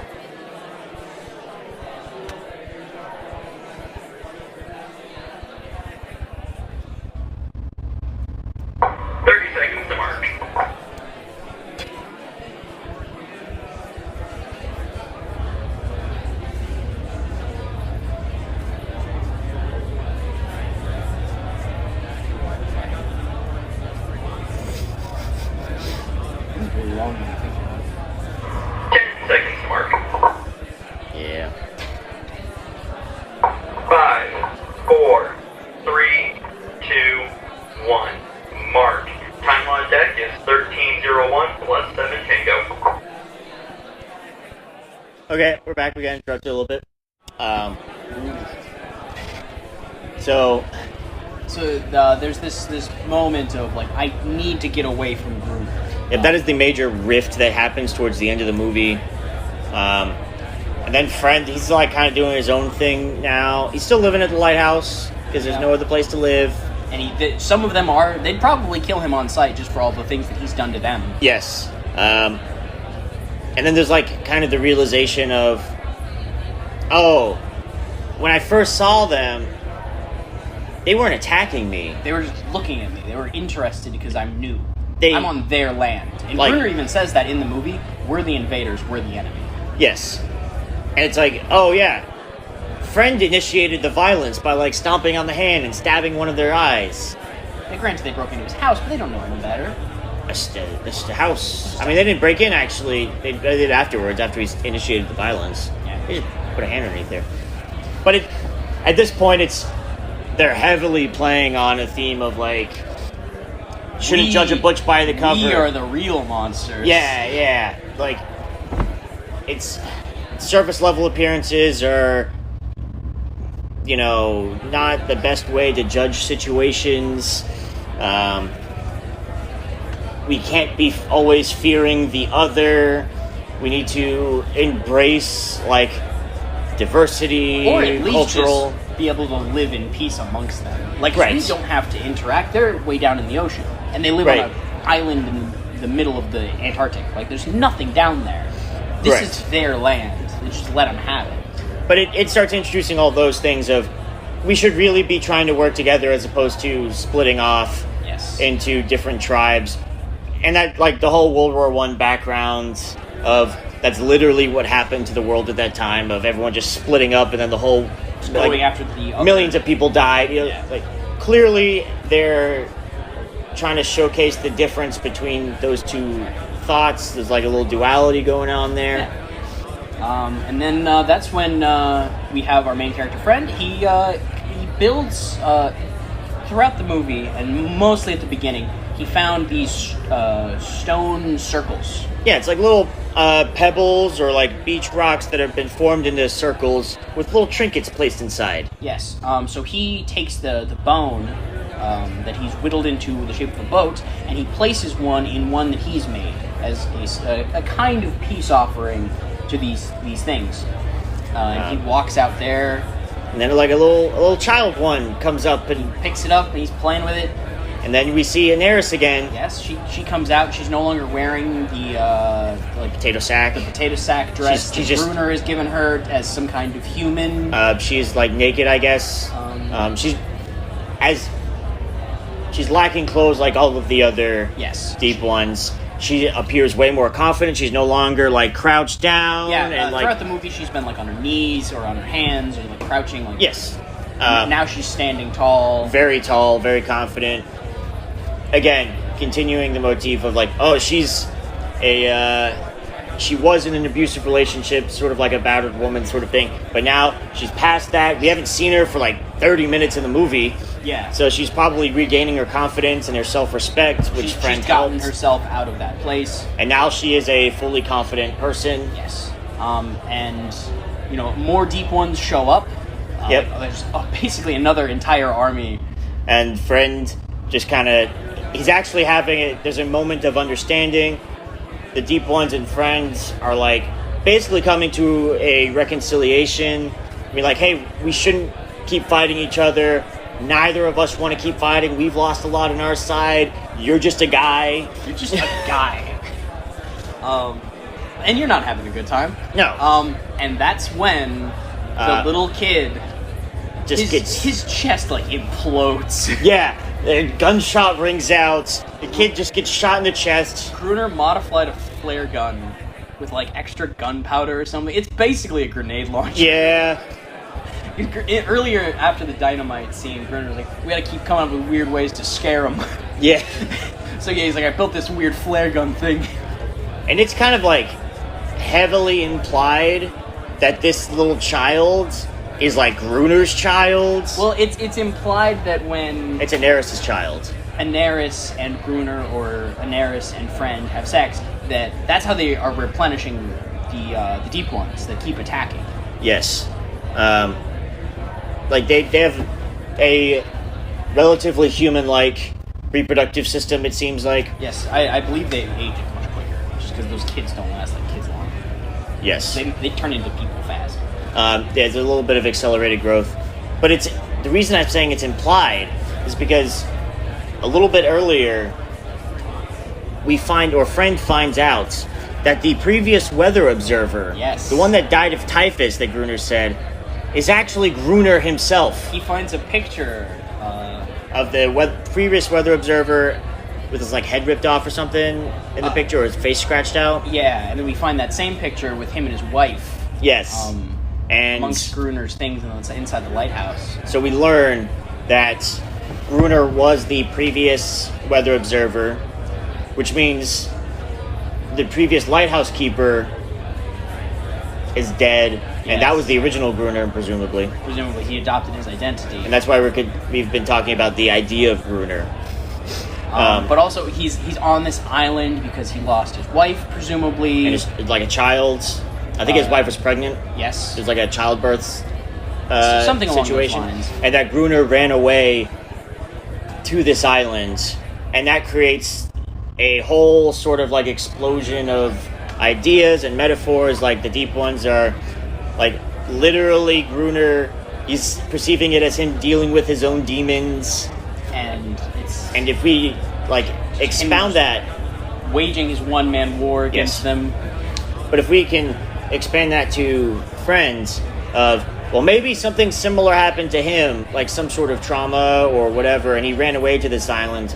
He is now emotionally overcoming it, and that is leave the island. Right, and that is shown in the movie by him actually having friendly relations and starting to come to terms with working with these Deep Ones. Like he is facing his demons and he is dealing with it, whereas Gruner, he still hasn't. Just kill him. They're monsters, and that's him being emotionally stunted. That's just my little deep analysis into this. Deep analysis into the Deep Ones. Yeah. But that's fair. Well, that's why I think it's heavily implied that this little Deep One child was Gruner's, because it's the ultimate rejection of growth by Gruner, because he went to this island due to the death of his wife and presumably unborn child during childbirth, and he is willing to kill his child as well as his fish wife, Anaris, because he's just completely broken and unredeemable emotionally. So Gruner kills this child, and he's just like, I can't do this. No one leaves Gruner. because he calls for Daenerys to come with him. Yep. And she's just standing there like, nah, I am not going with you. He's trying to regain all that control that, like, again, he's hoarding everything throughout this whole movie. Including people and things, weapons. And it's the same sort of mentality that, like, if you watch an episode of the TV show Hoarders, there's always some traumatic thing in the past where someone felt like they lost control of their life, so they're trying to control everything. So they just want to get it all. And that's what's going on with Gruner.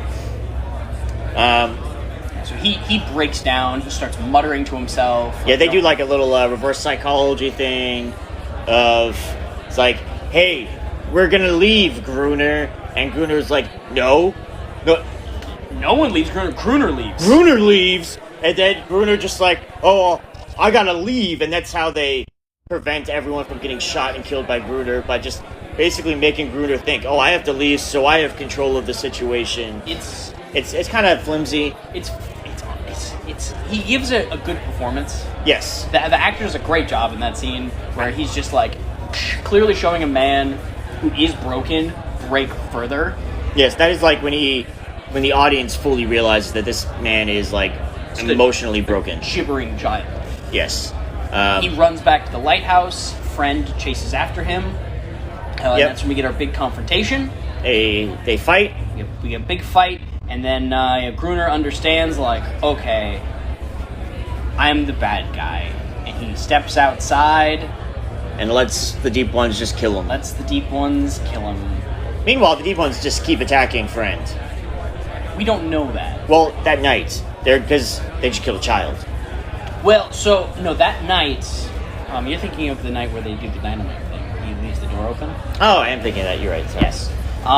So, in the dynamite attack, they were like, we gotta get him, we gotta draw him in. So they leave the door open just as like a bait. Yeah, and then it's fun. A good scene. It's a good scene. Because you gotta let him in the lighthouse. It's a good action scene. Mano y mano. Yes. Gruner walks outside and is ripped apart by the Deep Ones, and meanwhile Friend stays inside the lighthouse. And there's a weird situation where he still bars the door, and he still grabs the axe. Yeah, I think that's what I'm thinking of, where he's like, he's still afraid. And I feel like it would have been better thematically if it's just like, they've already reconciled. Yes, we're good. But I could also see just like, we did just shoot a child. Well, Gruner did, but it could just be the Deep Ones themselves showing how human they are by committing war. By committing just blanketed war and having blanket assumptions of the other. I think it's interesting, at least. Yeah, that creates a good concept. Yeah. I think it would have been easier for him to just close the door and just be like, oh, finally, that's over. But, like, the still untrustingness, because they are still, like... On both sides. I mean, they're vicious. They can be. They're strong. Yeah. And then we do a little time jump. Yeah. A boat shows up.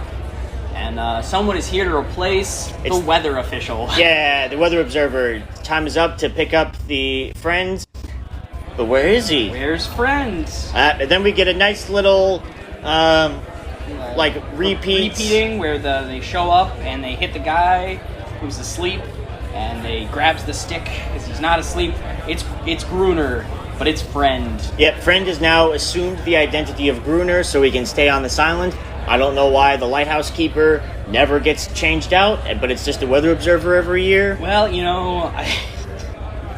But presumably, it's like, oh, the cycle's gonna repeat.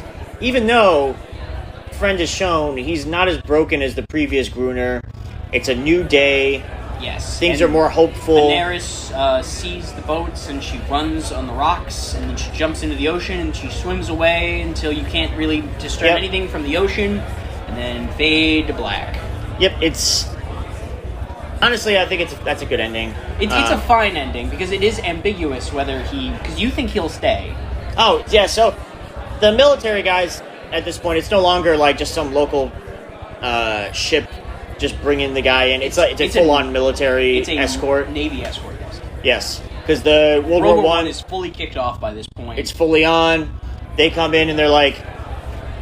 telling Friend, the new Gruner, it's like, why don't you shave, grow we're at war, cut your man. hair. Yeah, he's crazy. So you think they're gonna force him back out? into the real world. Well, they say, not in these words, but like I think he's got like shell shock or like some kind of like it's like hysteria. They say something along those lines, and he ignores them completely. Yes. And he just walks outside and looks out to see all these ships, and then we don't see him after that ever again. We see Daenerys and the boats, and that's why I'm just like, I don't know if he will leave or not. I imagine he has grown past his trauma and is ready to rejoin society. Yes. However, some sort of visuals that muddy the whole message of all this is, one, he now has really long hair and an unkept beard, and it's like earlier in the movie when he cut his hair again and shaved his beard, it was him denouncing Gruner's lifestyle, which is him getting past any emotional stuff, like problems he was dealing with, and yet just for the sake of visual similarity to Gruner, I think they just did that. They just ignored the themes of the movie and the established metaphors they've created, and just to have him have a beard and everything like that. But I can also agree that it's a valid interpretation that it is him now fully embracing society again and joining it. Yes, he's ready but also, to join, and Daenerys leaves the island. The counter to that being, I think he stays because he has learned a new society with these deep ones.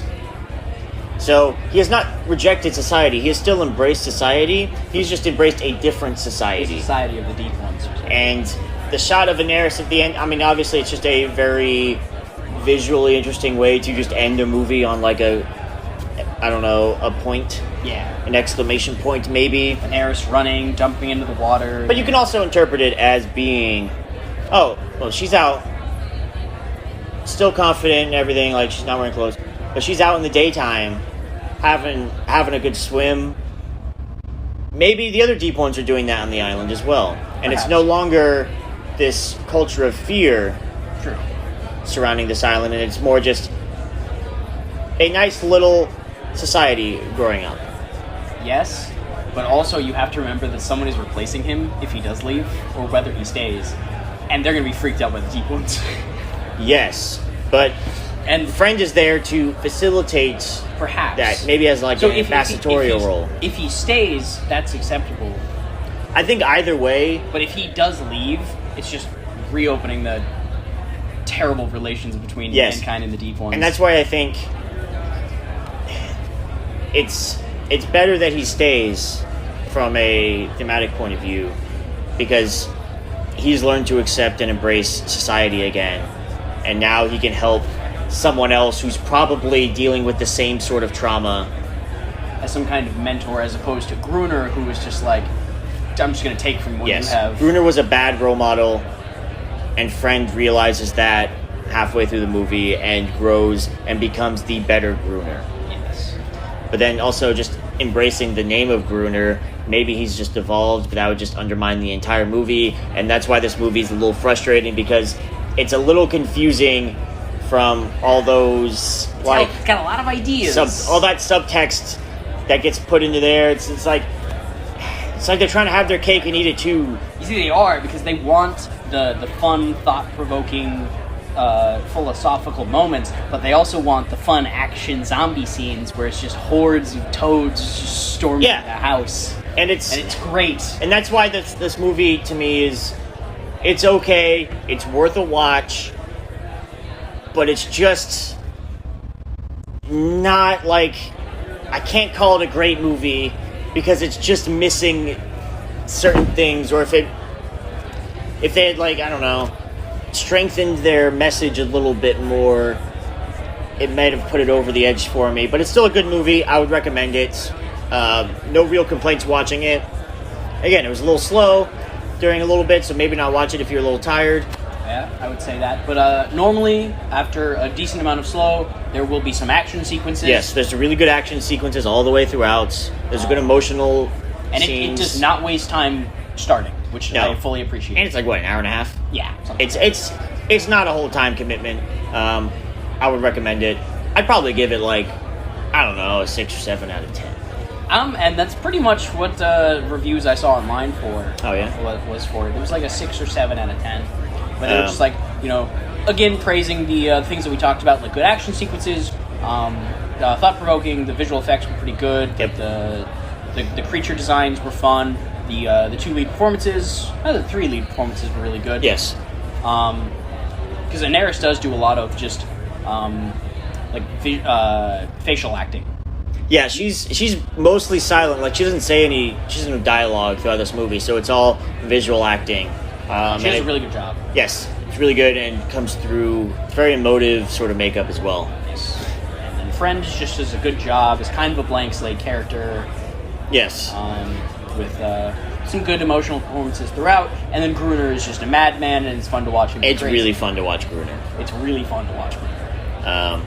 So yeah, that's Cold Skin. That is Cold Skin. It's on a whole bunch of different streaming sites. It's on Tubi, which is free with ads. I highly recommend giving this movie a watch. It's on YouTube, free with ads. I think it's on Shudder. It was on Shudder a few months ago. You can buy it on YouTube or Amazon for like $10. I have it on DVD. Yep. I like this movie. And again, it is a French-Spanish production, so all the dialogue is all in English. It's not dubbed or anything. Yes. These are English actors speaking English. The titles for the version we watched, it's the Spanish title, and I think there was like an opening crawl or something that was Spanish. That definitely wasn't whipped. No. Online. No, that's just the DVD. Yeah. What are you talking about? The DVD that I have was in English because I bought it at Walmart. Yeah, it's all in English. If you have some sort of fear of foreign films, which you shouldn't. Don't do that. Much like this movie, you should embrace the other. Yes, embrace the deep ones. And watch Cold Skin. Watch Cold Skin. Embrace that cold skin. Yep. So I think that's gonna... That about wraps it up. I don't think we have anything else about this one. That concludes our Frozen with Fear little series. Would you want to rank all 4 movies? Yeah, let's rank them. Let's rank these 4 movies. All right. Ooh, let's see. What's number 1? No, let's start with the bottom. Okay. And then it might be a mystery. What's going to be our favorite movie? What's going to be our favorite movie? Definitely don't look at how long these podcast lengths are for each episode, because that doesn't give it away whatsoever. Not at all. I'm going to say very bottom of the list. Not even a question is AVP. It's AVP all the way. I'm going to say 110%. It's AVP, bottom of the list. And still a fine movie. Yep. I could watch that and go, huh. Now, let's just say number 1, there's going to be zero disagreements on that. It's going to be John Carpenter's The Thing. Number 1, John Carpenter's The Thing. Now, I don't know about you, but I think we might have some differences. I think number 2 is going to be The Thing 2011, and number 3 is going to be Cold Skin. But I suspect it's going to be the opposite for you. That's where we differ. Yes. As I really like Cold Skin. It has just that little more originality and heart. You could tell at the time in Hollywood when they were making the 2011 The Thing, remakes were just being made. The studios were like, we own this property. We're remaking big horror franchises and movies. Let's just do that. We'll make easy money. And instead, a bunch of scrappy, film people got together and they were like, hey, I really like this weird book about people having sex with toads and fighting in lighthouses. And they went, that's probably not going to make a lot of money, but it's what I want to make. That's a valid point. But The Thing 2011 is just really fun, and it does not have the emotional moments whatsoever. Nope. But it is still... I like it as a different take on John Carpenter's The Thing, where it's a little bit more action-y, a little bit less with the subterfuge and the paranoia. I like that different take. It's fair. And I think the characters are fun. The characters are fun, but I would say... And the biggest difference for me is I didn't walk away from The Thing feeling like I needed more, from not a positive way, but the film was lacking. Which Cold Skin, I did walk away being like, it's missing something. But you did walk away from 2011's The Thing going, why didn't I just watch John Carpenter's The Thing? No, because I usually just watch it immediately after. I don't know. Gruner's such a fun character. He is. I would say the action in Cold Skin is better than the action in 2011 The Thing. Because 2011 The Thing, while it is more bloody and actiony. It's spurts of action as opposed to long action scenes. Yes. That's true. I like deep ones, and we don't see a lot of deep ones in a lot of movies. We don't. But I think we can both agree John Carpenter's The Thing, Thing 2011, and Cold Skin are like pretty good movies, and then AVP's like kind of just way over here as like a very distant fourth. Yeah. All of you should Now, Duty DC, contact Command Control, Duty DC, extension 2233. And we're back. All of you should watch John Carpenter's The Thing. You all know it's good. You've all seen it. I know it. Honestly, I would recommend both Things and Cold Skin wholeheartedly, and I would only recommend AVP to those people who like watching trash cinema for watching trash cinema. I can agree with that, because I am an enjoyer of trash cinema. Yep. Anyways, that's Frozen with Fear. That is Frozen with Fear. Thank you for venturing to Antarctica and then the equator with us. Yep, on this chilly voyage excursion. If you enjoyed this series or are interested in more of maybe like our takes on things as occasional like hosts or whatever, just feel free to comment. We want those weirdos back. Yeah. I'd come back. This is just fun. Yeah, I enjoyed it. But keep subscribing on Patreon to Camp Kaiju. Support them with buying t-shirts from Bandits Emporium. They've got some cool designs over there. Yeah. And like, subscribe, share, do all the good things to make podcasts like this possible. Yeah. This was a fun time. I had a good time. I've enjoyed myself. Yes. All right. Have a good one. Signing off.